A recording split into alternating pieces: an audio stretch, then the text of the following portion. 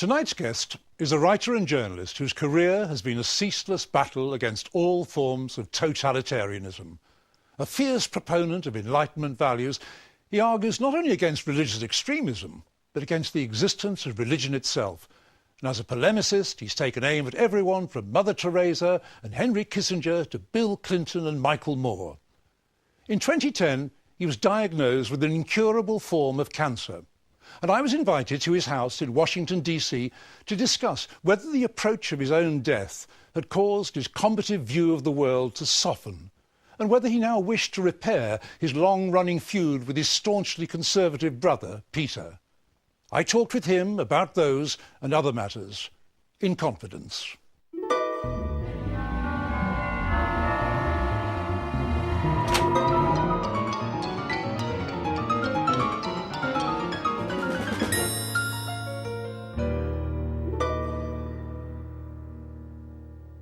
I was going to start off with some in-depth political question, but I suppose I really want to get the shit out of the way. How are you feeling?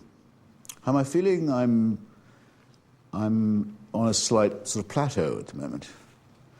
I'm the prisoner of chemotherapy, so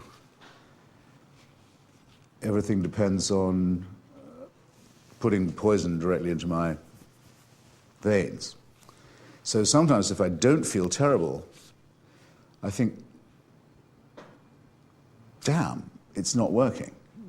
I mean, you want it. You want to feel you're being poisoned because you want to feel that the enemy within is also feeling bad and feeling like giving up.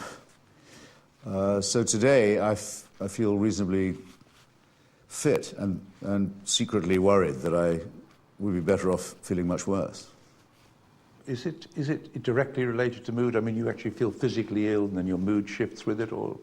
Well, you feel very tired, physically, a lot of the time, and then often very demoralizingly visited by nausea. Even when you haven't eaten anything for a long time, you think, why am I still puking? Sorry for the expression. And that's very upsetting and also very exhausting. But copable with. The worst days are the ones where you have what is informally known around the clinic as chemo brain, which is fog in the head. You don't feel up to doing much. I can read still when I've got that. But even writing a small thing is quite difficult. Those are the worst moments, because you're afraid of becoming boring to yourself and others. And in my case, because writing is, I would like to say grandly, not just what I do, but it's more like what I am. If I felt I couldn't write, it would undermine, I suppose, my will to live. Or at least it would make me wonder what the point was. You don't feel chemo brain is the worst. Do you ever have the feeling I've got to settle some scores? Oh, sure. You're racing to settle scores? Not racing, because I'd like to think I was always in a hurry. I always had a sense of urgency about doing that. No, I'll give you a morbid view of it if you like. I mean, I hate the idea that somebody like Henry Kissinger, who is what, well into his 80s now, or Pope Benedict, likewise, would live long enough to read my obituary, when I had fully intended to be writing theirs. And I make no bones about it. That's why I don't ask for sympathy, because I'm not intending to dish it out either. You've been such a successful and interesting and fascinating and provocative political analyst over the years. Thank you.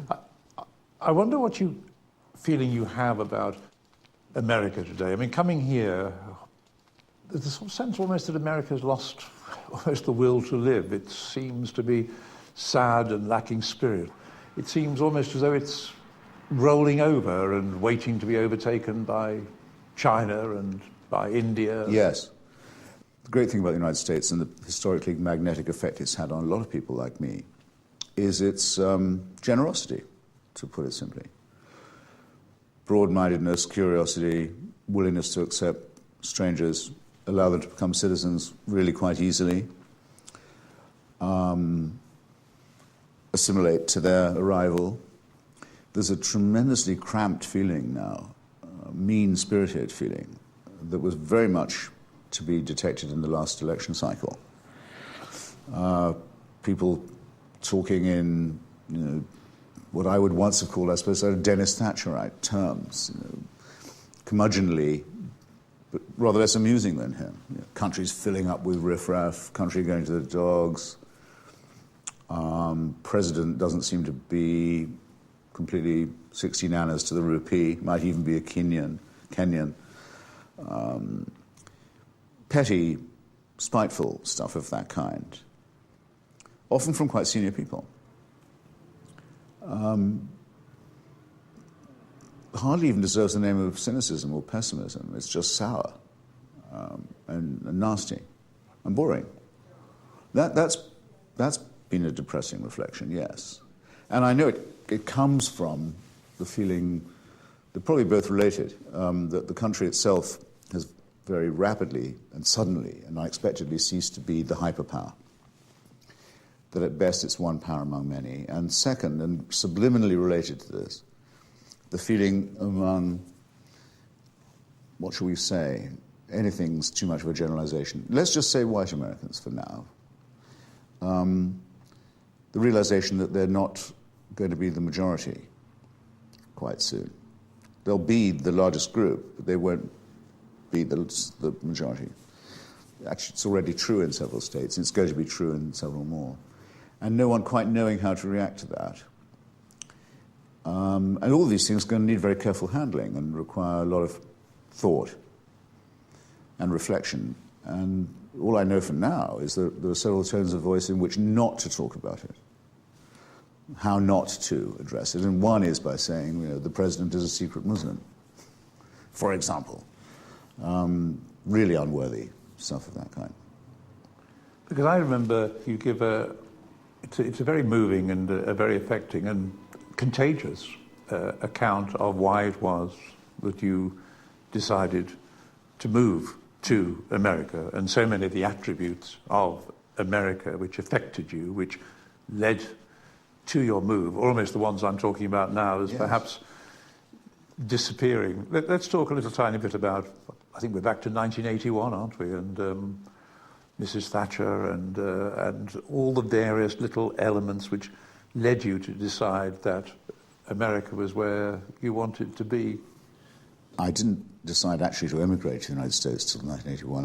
I remember buying a one-way ticket and leaving Heathrow that way and deciding that I'd become an emigrant simultaneously immigrant.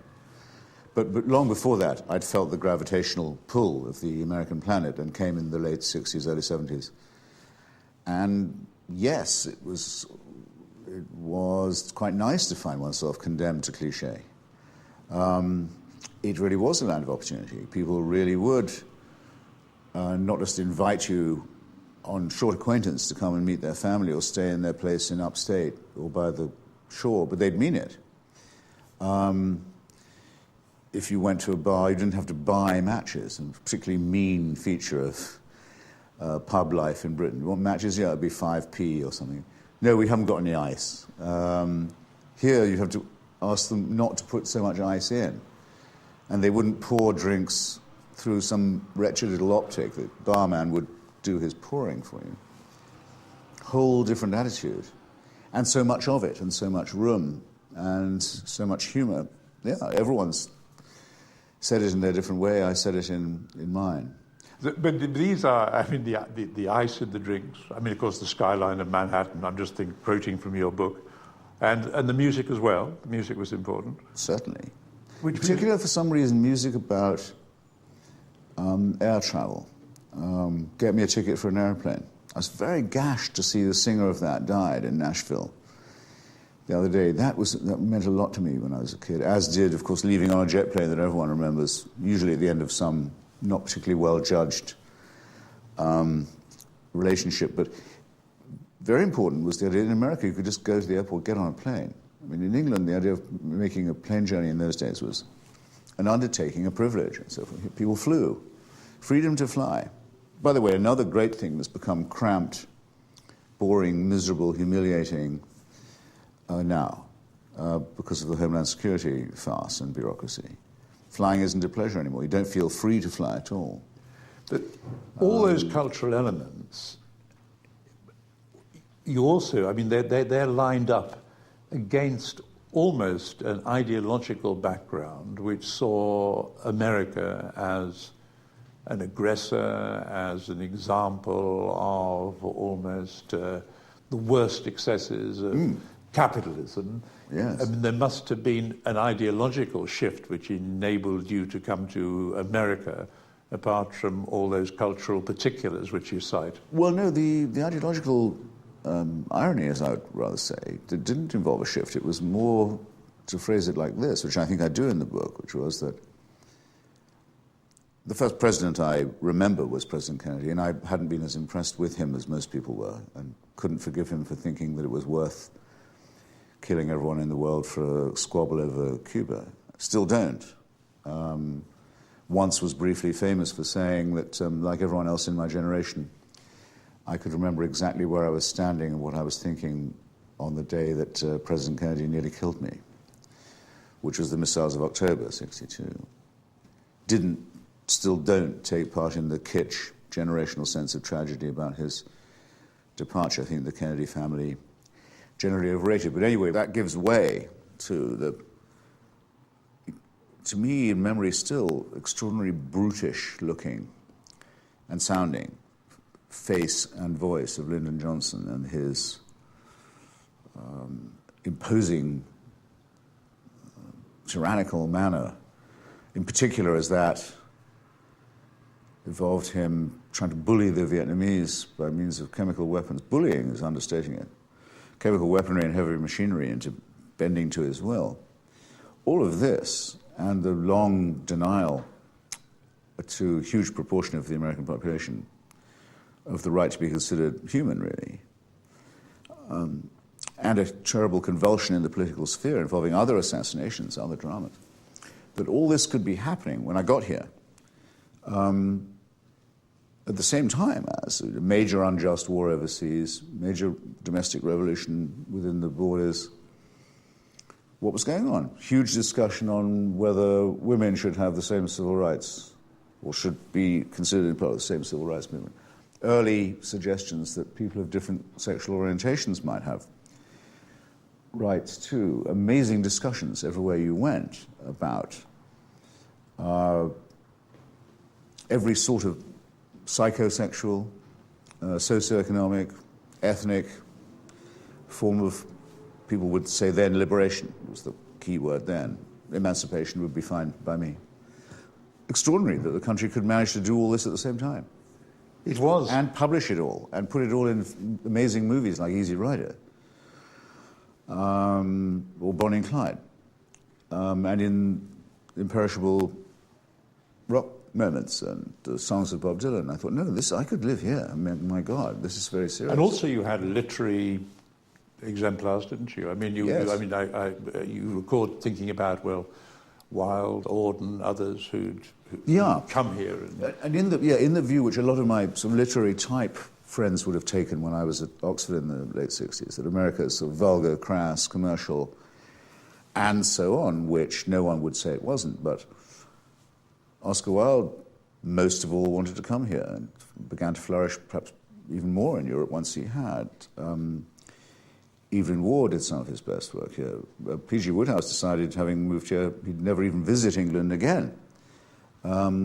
George Orwell, who was very suspicious of the American empire in the last few years of his life, replacing the British one, still most of all wanted to come to the United States and corresponded mainly with intellectuals around Partisan Review and magazines of that kind who would give him a home when he couldn't get one so easily in England. So all this was amazing. It was, again, I'd stress, welcoming, generous, open-minded, broad-minded, curious. I remember, I think it's in my book, a wonderful, beautiful female publisher taking me for a drink.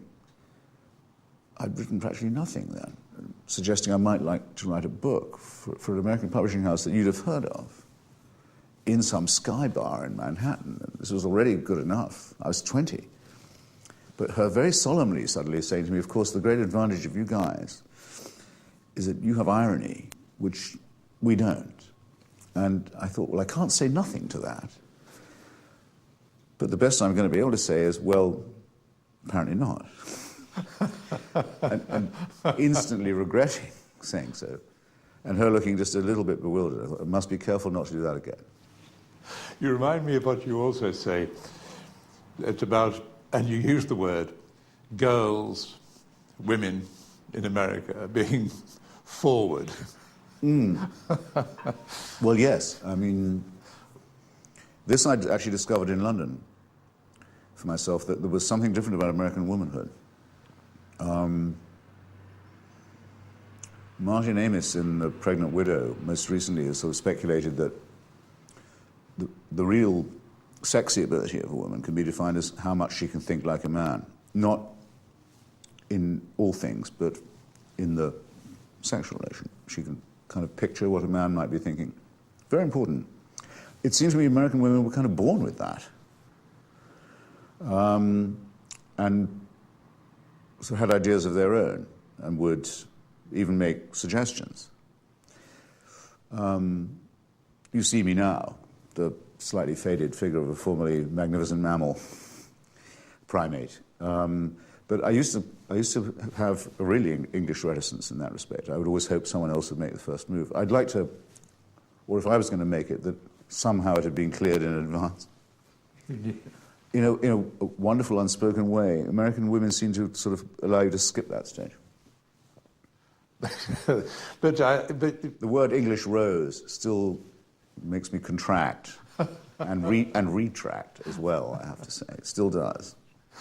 On going back to the politics of it, because, I mean, you were in the International Socialists for a long time. We should explain this was a sort of left-wing sect group, which, well, I mean, I probably allow you to characterise it, which, as it were. Happily do it. It was the word for it, rather understated, was not group or even groupuscule, let alone party, but a tendency. In other words, it was a thread in the argument over the future of Marxism and of a theory for the working class. And it came out of the left opposition. It's vulgarly called Trotskyist. I don't mind. It's a good enough shorthand for it. Which, in other words, from the only political tradition in Europe in the 20th century that had managed to oppose Stalinism, fascism, and imperialism at the same time, and deserves some credit for that, and is associated with some heroic figures. Reading what you have to say about it, you're relatively kind and sympathetic towards it, because I've also spoken to your brother about it. Yeah. Compared to him, I mean, he now sweeps it aside as almost an absurd youthful indulgence. But you treat it quite sympathetically, insofar as some of the figures who are associated with it were figures you perhaps have gone on admiring, or you admired, if you like, the almost openness of it compared to some of the other left-wing sex groupuscules tendencies. Indeed. For one thing, the writers and essayists and fighters who made up our tradition, I mean, once you've taken out the sort of grand heroic figures like Rosa Luxemburg or Trotsky or Andres Nin in Spain in Catalonia in Civil War, people like C.L.R. James, the brilliant Trinidadian polemicist and historian. His book Black Jacobins is the really authentic history of the Haitian Revolution and the historic importance of that. Also a great writer about cricket, by the way. All these comrades tended to be polymaths. Victor Serge, whose Memoirs of a Revolutionary anticipate Solzhenitsyn in what they say about the Gulag, probably was the man who first used the word totalitarian to describe the new symbiosis of Stalinism with more traditional forms of oppression. Yes, I mean, that was one of the... People like that. Yeah. That's who you were encouraged to read. This is still a sort of half-buried but still alive tradition, both in literature and in politics and in the history of ideology, and I think it's an honourable one, shouldn't be obliterated. And then its best-known figure, exemplar, in our culture is probably George Orwell, I mean, who at the time regarded those people as comrades, in some cases had friendships with them. One could add Dwight MacDonald, Arthur Koestler, a few others. This is a kind of red thread through the history of the 20th century that most people who brought up to think in Cold War terms either don't or can't understand. It was an anti-totalitarian thread, wasn't it? Yes. I mean, because what IS did was to criticize the Soviet Union at a time when other people were making excuses for it, or suggesting it was going through a rather nasty phase, but eventually socialism would be realized. That's right. No, we thought the Soviet Union was beyond reform, and not only that, but we were fairly sure it couldn't last. I mean, if there was ever a conflict between the forces and relations of production, to borrow a Marxist expression, it was there. I mean, the bureaucracy couldn't allow people to think for themselves or to innovate in production because, or distribution or exchange, because anything like that, any sign of initiative, could be the death of the regime. Was actually more easy to analyze in Marxist terms, in some ways, than later Western capitalism was, because it was like a clockwork, rusted version of early Victorian capitalism. And so when people say no one saw the end of the Berlin Wall coming, except a few people like, admittedly true of Robert Conquest and a couple of others, it's not true of us. I mean, we not only thought it was coming, we thought we could analyze why it would come and that it would be a good thing. But how much... But this did not reconcile us to other incredible things that were happening when I was a young man in the late 60s. The takeover of Greece by a NATO military dictatorship, for example. The waging of a filthy war in Africa by Portugal, another NATO Western country. The obliteration of the ecology and people of Vietnam. The persistent alliance with a form of slavery in South Africa, run by the Dutch Reformed Church ideology of Calvinism. In many cases, these, of course, things that you reported on yourself and wrote about. Yeah, in time I lived to write about all those things and visit the scene of the crime, yeah. Are you a Marxist now? You say you are, but I wonder what sort of a Marxist, because let's add in the other thing that IS believed, that they still believed in the idea that the working class were going to be the agent which overthrew the capitalist state, and part of the project of IS was not simply theoretical, but members of IS were actively expected to go out and to raise the consciousness of the workers so they would overthrow the state. Yeah, well, you and I, Professor Taylor, can sit around rehashing glory days of the 60s and old picket lines and struggles and this kind. There's no shame in it. I mean, unlike a lot of people who wouldn't do the 60s again, or not in the same way, who've turned into self-haters and sort of think the whole thing was a waste of time, I don't think that at all. I wish I'd done some of it differently and better. But most of all, I wish I'd done a bit more about the things that were going on at that time. I wouldn't unlive it, in other words. So, yeah, we can do that. And we do, if we're given half a chance. But you can't lie to the young. You must not bullshit the young. It's an absolute principle. And these people were asking me questions, seriously, what should I do with my life? Should I commit to this or not?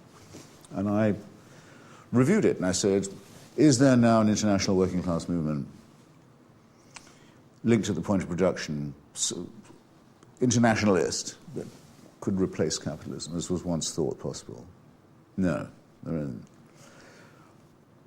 Is it in long-term decline, that idea? Yes. Is it coming back? I don't think so. Is there an ideology, at least, even without an anchorage in a material class movement, that could at least say it was the critique of capitalism that could transcend it? Not known to me, no. And the ones I've seen on offer, not very persuasive. At that point, it seemed meaningless to go on calling myself a socialist. I'd been doing it by that stage, if you're still saying it, you're doing it out of almost manneristic promptings, so as you don't get confused with just being another liberal. And it could be just that you can't bear to let go of something that used to mean a lot to you. And I'm so against sentimental attachments of that kind. But liberal has become a cleaner, nicer word. for you now, not to me. hasn't it? Because there are one or two references. I mean, I still find the word liberal very smug and disappointing. And I think I quote the late Conor Cruise O'Brien, yes, who had a lot of arguments saying liberalism makes the rich world yawn and the poor world sick. That wouldn't be a complete description of it now, but I can remember how true that was at a certain point. But thinking like a Marxist, in other words, seeing how the materialist conception of history does actually work, as explaining human motivation, as well as a lot of developments in the material sphere, banishing the ideas of the supernatural and the superstitious axiomatically, telling people that their emancipation is not going to be delivered to them. There's no redemption, there's no salvation. It has to be your own act of freeing yourself. All this is very useful. I can see why you don't want to embrace the word liberal, and understand why the word socialist is something that you now don't want to hang on to. Do you feel when you read the word the left or left-wingers or those on the left, do you know, is that now something which prompts a feeling of, well, not contempt, but a feeling of irritation, a feeling of annoyance? You don't feel of the left any longer? Not really, no. They don't really allow it. I mean, when I took the view that the Saddam Hussein regime should no longer be allowed the private ownership of Iraq and its people and its resources, there was what you could call a rather small, and not unlike the old international socialist tendency, but small, scattered, but interesting group of people in Iraq who thought that way, especially among Iraqi Kurds, but not exclusively. Intellectuals, Trotskyists like Kenan Makia. And in other countries around the world, people thought, yes, obviously, no one on the left could possibly support any policy that presumed the survival of that regime. But by then you were beginning to scrabble a bit to keep that idea of the left going. I mean, if the majority of the left in the world, and actually the majority of liberals too, decides that they think Bush is a greater enemy than Saddam Hussein, well, that's what the left now thinks. Well, they can leave me out of that. Completely. I mean, I won't quarrel at that point. I'd rather be called a neoconservative at that stage. Let's deal for a moment, forgive me for being crass, but Yeah. people who have tried to explain your arguments about Iraq have said, you've been divorced from your roots, you've fallen in with some strange friends, you've made a great deal of money, you've lost contact. And I can remember there's a nice little, I think it was a quote, I think it was Salman Rushdie, who you were very vigorously defended during the fatwa. He used the phrase that you become aligned with people that you're not like. Well, that wouldn't be for the first time, if it was true. And I've been, obscenely rich for much longer than that, anyway. Make enough money to take any political position I want. If anyone wants to attribute it to... Now, that really would be vulgar Marxism, by the way. Yes. Well, Kenan Makia, the author of The Republic of Fear, which is the best analysis of the Saddam regime from class viewpoint, ideological viewpoint, analytical viewpoint, is exactly a brother of yours and mine from the 1960s left opposition. He was one of the best products of it. And it was his book, plus one or two others, that really laid out the case for regime change in Iran. If you're going to take sides in an argument that involves state power and diplomacy and war, well, then it doesn't matter whether you're me or Salman or Michael Moore or Harold Pinter. You're going to find that you're on your side or in your camp are people who you're not like. I mean, the Iraq War was opposed by His Holiness the Pope, by His Grace the Archbishop of Canterbury, by Vladimir Putin, by people whose names are almost too leprous to mention, Gerhard Schroeder, Jacques Chirac, professional political pimps of the lowest order. George Galloway, someone who managed to be both a pimp for and a prostitute of Saddam Hussein in the same cycle. I mean, I don't judge Salman's view by that.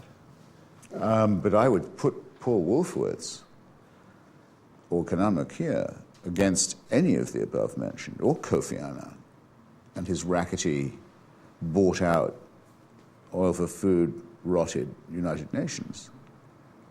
Easily and any day, and give reasons, as I do in the book, why that's true. These are people of real principle. Opposed to the most appalling collection of opportunists and thugs it's possible to imagine. And I only mention the most celebrated public figures. I mean, behind that was something even more sinister that certainly Salman should have been able to see through, which is an alliance on the street between what's left of the hard left, the rather thuggish elements of the Socialist Workers' Party and the remains of the CP, the Communist Party, and the Muslim Brotherhood, openly allied against Western democracy for reasons that are too obvious to go into, though I don't mind going into them. But you can see a little bit what Rushdie is talking about, because when you look at some of your old friends, they do seem, you can hear in their attacks upon you a disappointment about having lost something. I mean, if I look, I don't know, I mean, Ian Baruma or Terry Eagleton, I mean, these were, you were quite close to them. It takes a lot to make me cry. Takes a lot to make me cry. I find the work of these people practically unreadable. It's not because I disagree with it. It's that I think what they've written is mediocre and hopelessly adapted to the needs of power in a way that mine, I don't think was. I mean, we who said we have to take the risk of removing this keystone of totalitarian power which is about to turn itself into a Rwanda, and not just mutate from a failed state into a rogue state and back again at a choke point of the world economy. That has to be opposed, and it's people freed from the large and horrible camp in which they've been forced to dwell. There's no need for any euphemism in that. The people who argue, I suppose you could say Terry Eagleton argues, or people like Ian Baruma who say, well, it's very risky, this kind of thing. Well, yes, it is. It's risky because you've let it get to that stage. Risky to get rid of Slobodan Milosevic. And the predictions that there'd be a lot more civil strife in Bosnia if we did intervene, or in Kosovo, were not to be dismissed. I didn't think they would be as bad as they were, but they could have been. But that doesn't mean you can't intervene. These are things that require intense reasoning and thought. What I got was none of that at all. I got basically, and again, as I said, it takes a lot to make me cry, and I have a fairly broad back and a fairly thick skin. What I got was, why have you become a tool of the Jewish lobby? Huh? Why have you joined the Bush family's relentless quest to pick a fight, which they've been trying to avoid for all these years? Why are you a warmongering neoconservative? Unbelievable stuff of this kind. I've spoken with your brother quite recently, and you'll be aware of all those biographical accounts of you and him at home arguing. I asked him, I said, what on earth were you arguing about to such an extent that you eventually had to have a treaty hung up on the wall to stop you arguing? He couldn't remember what you argued about. Do you remember what you argued about? Not really, but it wasn't about politics. It was more about my feeling that until his arrival, I had things more or less arranged as I wanted them, namely the whole attention of my mother, the possibility of marrying her, the possibility of elbowing her husband out of the picture one way or another, and, supreme power, at least in the microcosm. And this plan had not taken into account the arrival of a sibling. No, he said... Who was born slightly too near. I mean, I used not to be terribly interested in this new work on birth order and sibling rivalry and so forth, but I think there must be something in it. I think it's probably unfortunate for both Peter and for me that he was born at a time when he was too near me to be a baby brother, needing protection or inspiring that kind of feeling, but near enough to be a rival, and smart and tough.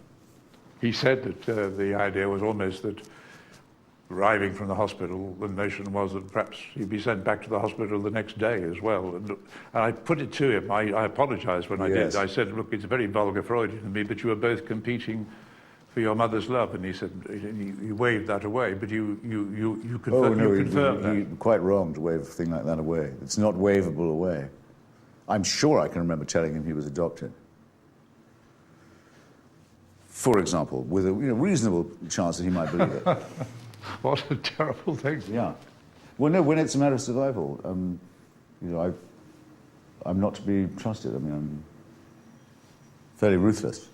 Because speaking to him, there was very little about his mother, but in your book, I think it would be fair to say that she is the only woman in the book who is presented as a whole human being. Other women in your life are skipped over. Yeah, well, I feel that anyone who's going to do a memoir probably has to give an account of both parents, because it may tell more about you than you intend to, but you've got to do your best to show roughly what your provenance is in that way. And then perhaps you're right in saying there should be at least one fully rounded profile of a female, because I'm not going to try and do all the others in that. I don't make it sound as if it's too much of an embarrass de richesse, but you can't do it every time. And if you can't do it fairly, then you better not do it at all. So that's why I begin the book by saying, on this, you'll have to ask them or someone else. The book isn't about that. If you can't do it properly and try and be fair to all sides, you better just make a self-denying ordinance, which I do. But with male friends... I didn't mention my children either. That was partly, I think, whether they asked me not to or not, I could feel that they'd just as soon be left out. But male friends... Male friends is absolutely different.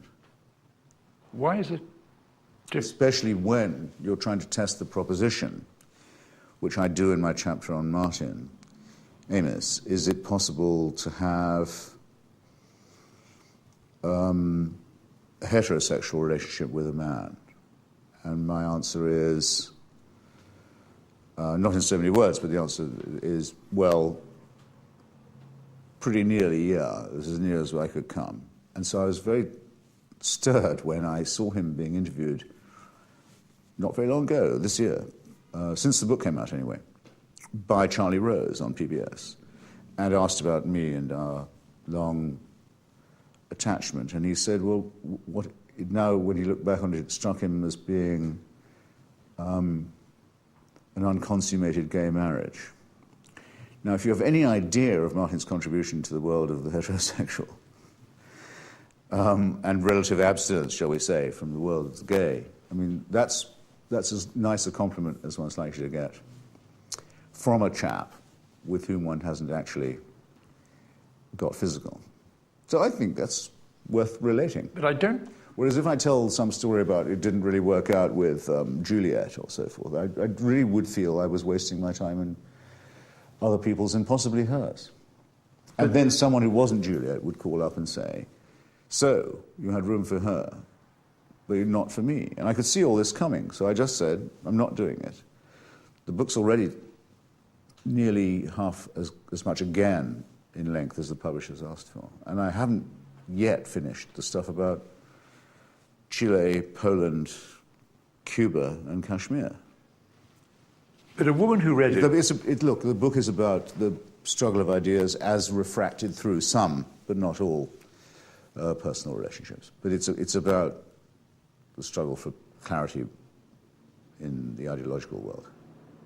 I was trying to talk to somebody about you and your brother's views, and when I was doing it, it was difficult really not to avoid occasionally smiling at the ways in which to talk about the contradictions. When I was talking to him, and I was talking about the family, and I was talking about divorce, and I was talking about abortion, and I was talking about homosexuality. Do you recognize an affinity in the certainties that you both espouse? Do you recognize a complementary intolerance of ambiguity?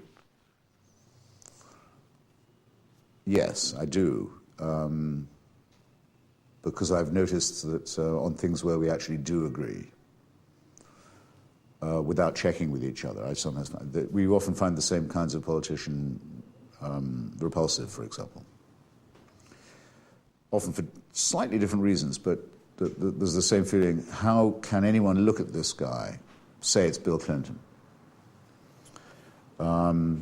without realizing you're dealing with this sort of dangerous phony, sort of hopeless case of narcissism? And why would anyone volunteer to help, be proud to help, to pump up this already bloated ego? What's going on here? Some kind of appalling masochism. I didn't know what he thought about it until I published my own stuff, or maybe vice versa. He's good on things like that. As he is, for example, on the wretched church of which he's a member. I mean, he understands as much and as easily as I do that Rowan Williams just does this perfect impersonation of a Welsh sheep trapped, bleating on some hillside in the rain. And it's more of a tragedy to him than it is to me. But you can't miss a thing like that. And he wouldn't be him if he didn't. I mean, it's very typical of him. It's his form of Trotskyism, if you like. He can only be a member of the Church of England on condition that he's a member of the most extreme, isolated, derided opposition group within it. Absolutely. But I'd rather be a Trotskyist, frankly, with all the hazards. If I say the name Horace Mann, you're probably going to know that I'm going to use that quotation from him, which he said, "Until you've done something for humanity, you should be ashamed to die." I think that you say that's a pretty tall order. Would you allow that of yourself? Would you like to feel that is true to an extent? No, I can't really say that, I don't think. But I'm hoping to, if this wouldn't seem like a rather melancholy coda. Because, as you know, I have a malignancy in my chest. Quite a lot of it now, of my chest. And the possible treatments for this are remarkable. I mean, I live in a revolutionary age to have cancer, as it turns out. And there are experiments that are being conducted, and I've volunteered to take part in 2 or 3 of them. And there may be a couple more where I could be a guinea pig. It's also a rather sad time to have cancer as well as an inspiring one, because I don't think this used to be the case with people. They would die knowing there was a treatment that was just out of their reach. That will probably happen to me. There was tantalizingly near, and there are some so tantalizingly near they might work if I can hold on long enough. Now, plainly, I'm doing this for myself. I want to hang on. But I also do feel that I'm willing to go to places I didn't need to go, to have my gene sequenced, for example, and my genome analyzed, and to have some tests conducted that they don't hold out any prospect of success for, but that might benefit other people. And Horace Mann was in my mind when I thought about doing that. I thought, you probably need to be nearer death to be deciding, well, how are you going to pass the test? This will be what I hope to contribute, or bequeath, if you like. And it's a lot better than the other offers I had, which were to go to prayer breakfasts in my own honor. I can't see you. Which I didn't think would meet the test either way. In fact, would rather rather than negate the idea. Christians have been rather nice to you, haven't they, when you consider the assault that you made? You've been making upon them recently. They're all praying for you, aren't they? One of them in particular, well, not all Christians are praying for my recovery, I should add. Oh, they somehow see this as a Well, divine... no, I mean by that to say there are some who pray for me to die horribly in order to set an example to other backsliders, and not only to die horribly, but then to be reborn and then never to die, to live forever in agony. There's that tendency, faction. And then there are those who say they're praying for me, and only after a while, after I got a lot of these messages, so I start writing back saying, do you mind if I ask, when you say you're praying for me, praying for what? And many of them were honest and wrote back saying, praying for you to become someone who accepts Jesus as his personal saviour. Not for me to get better. Or to get better plus that, but not only that. Well, I thought it was nice of them to clarify. But one Christian in particular has become very important to me and is, I think, a very exemplary person. You may have heard of him. He's called Francis Collins, Dr. Francis Collins. Well, he's the head of the National Institute of Health and the National Cancer Institute at the moment. And he is the man who was given the job in the 90s of completing the Human Genome Project and brought it in complete, ahead of time and under budget in the early years of the Clinton administration. A gigantic contribution to medicine as well as to our understanding of what we have in common with other animals, and is the final blow to all those who doubt that we are evolved rather than created. And Francis is a believing Christian of a C.S. Lewis kind, I would say. And he's taken a strong personal interest in me and introduced me to doctors who can help me, if I want to think of it like that, help other people by doing new pathway treatments, or help myself perhaps as well, on the off chance. So that's a rather nice symbiosis. Have you, it's a quotation that you use at the beginning of your book, The Hamlet, you always made me laugh. Your tirade, your invective, your name-calling, apart from all the other things about your writing that I admire, but it was often the laughter.